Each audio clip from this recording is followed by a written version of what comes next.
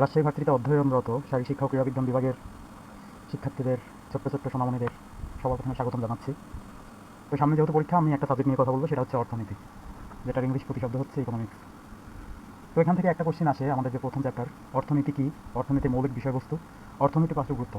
তো আমি এখন তোমাদেরকে দেখাবো যে এই প্রথম যে চ্যাপ্টার অর্থনীতি বিষয়ে কী কী টপিক আছে, সেই টপিকগুলো আমরা একটু দেখে নেই। সবার প্রথমে আছে অর্থনীতি কী, যেটা আসছিল 17 সালে, 18 সালে, 23 সালে।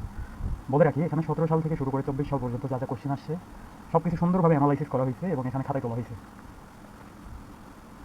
তো প্রথম কোশ্চেন অর্থনীতি কী, এটা 3বার আসছে। তো আমরা যদি খুব শর্টকাট জানতে চাই যে অর্থনীতি কী, তো আমি প্রিফার করবো অ্যাডাম স্মিথের সংজ্ঞাটা।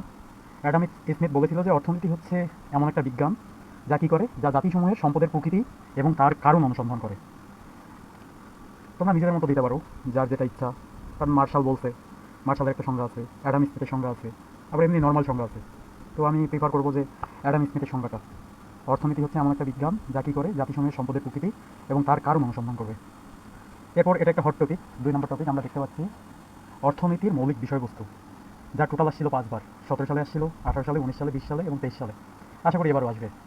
তো অর্থনীতির মৌলিক বিষয়বস্তুর মধ্যে আমরা টোটাল 5টা বিষয় পাবো: scarcity, choice, specialization, exchange and opportunity cost.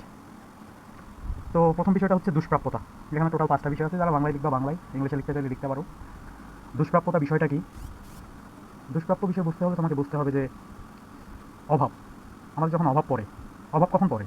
যখন সম্পদের স্বল্পতা হয়, তখনই তো অভাব পড়ে।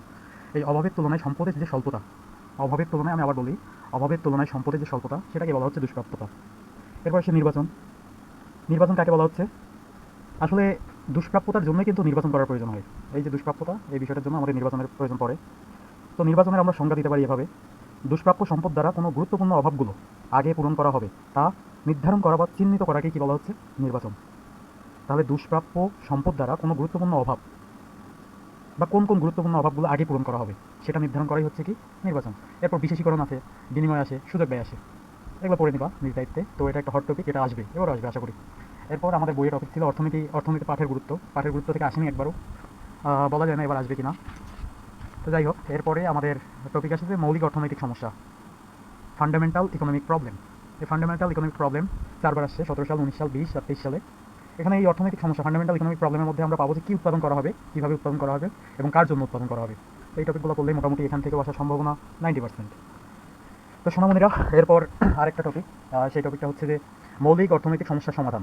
এই যে আমাদের যে ফান্ডামেন্টাল ইকোনমিক প্রবলেম, এটা আমরা কীভাবে সমাধান করবো, এটা আসলে নির্ভর করে আমাদের অর্থনৈতিক ব্যবস্থার উপর।